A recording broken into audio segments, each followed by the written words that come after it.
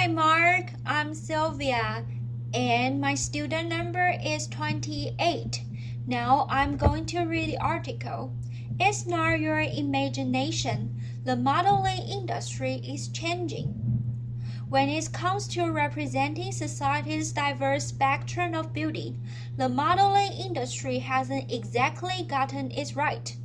For a long time, it's promoted the negative ideal that very thin, white teenage girls epitomize high-end beauty, says Zara Ziff, former model and founder of the Model Alliance, a non-profit organization dedicated to creating safe and fair working conditions. Implicit in this message is that fuller-figured, non-white, grown women are incapable with a high-end look. That, however, might finally be changing. Some of the industry's most exciting new faces are Black and Young Jones, biracial Binks Walton, Asian Dylan Chu, transgendered Aegis Pajic, and decidedly not size zero Ashley Grohan. Sports Illustrated features their first plus-size woman model Robin Lowley, while Crystal Wren, Mila Del Bisil, and Cass Upton, parts of the influx of in-between size models, has found mainstream and high-fashion success. The most successful models, Giselle, Adriana Lima, Natalie Velianova, working today are above the age of 30. In 2014, the average age of Forbes richest list was 31.5, 5 years older than it was in 2007, 26.5. And according to the Fashion Spot's seasonal diversity report, the fall 2015 runways featured more women of color than ever before, though still not nearly enough.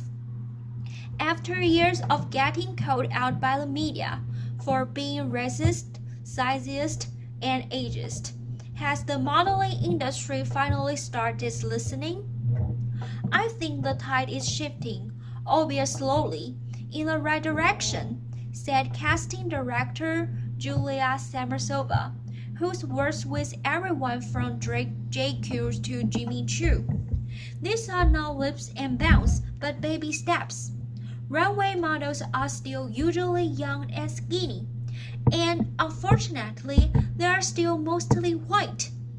As the Fashion Spot's diversity report reveals, 77% of models that walk the runway at New York Fashion Week are white, though that's down from 80% last season.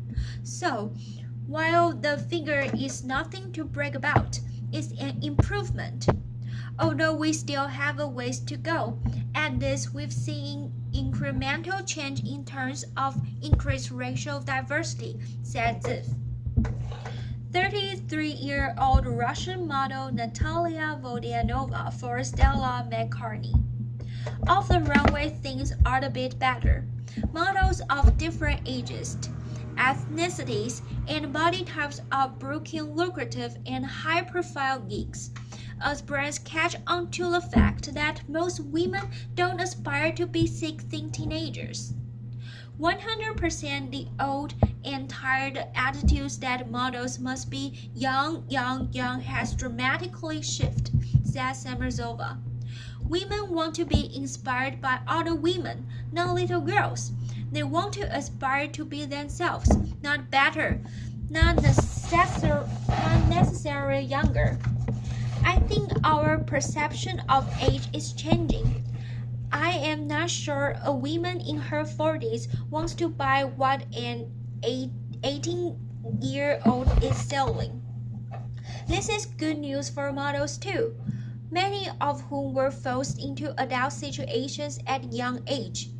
At the Model Alliance, we feel that adults, not children, should model clothing that is marketed to adults, said Ziff. It sets a healthier standard for models and consumers alike. The two are more related than one might think. Traditionally, Ziff explains, The modeling industry has operated in a bubble with a very top-down management style.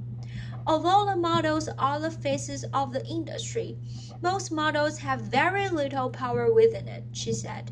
By giving models a say in their work, we aim to make the industry more transparent, accountable, and fair.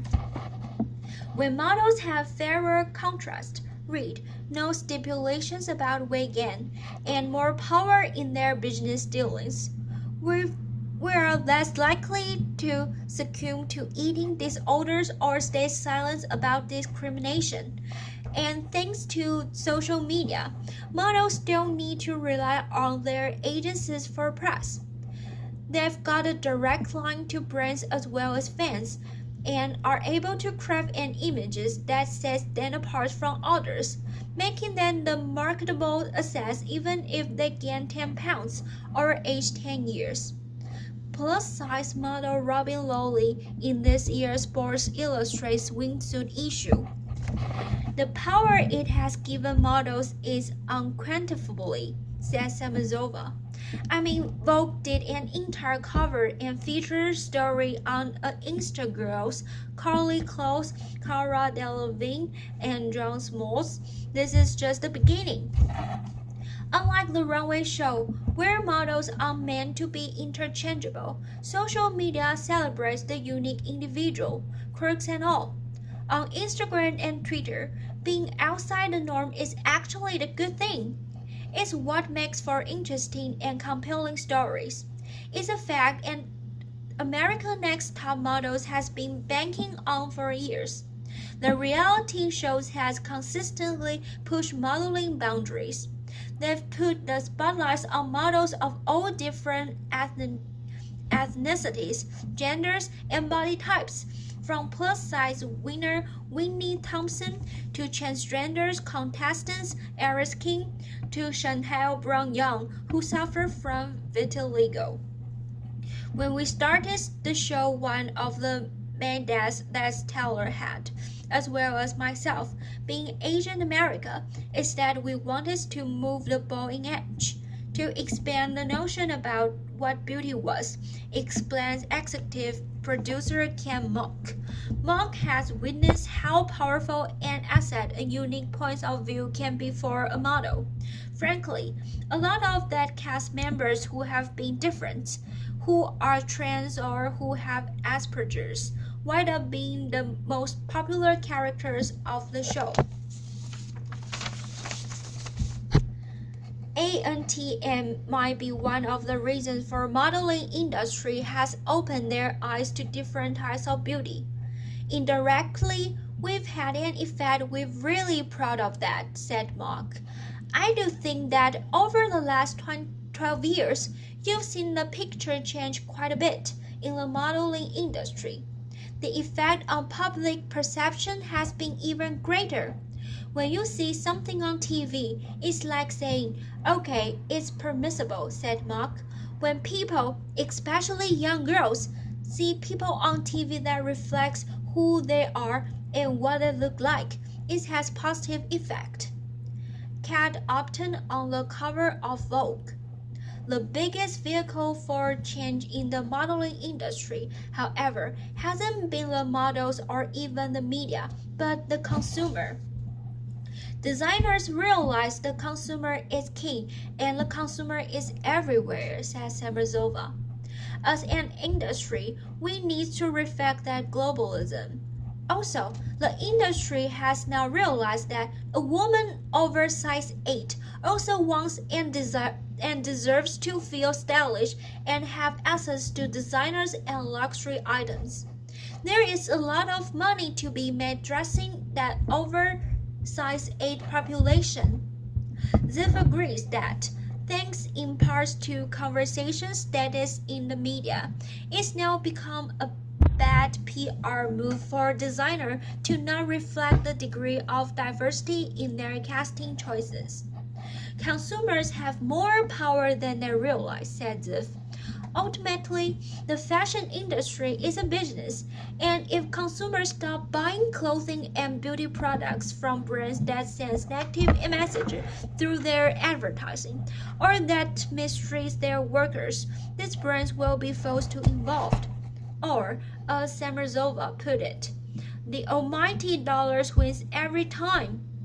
Consumers interested in seeing a wider variety of beauty reflected in the pages of their magazines or on the runway would be wise to keep that in mind.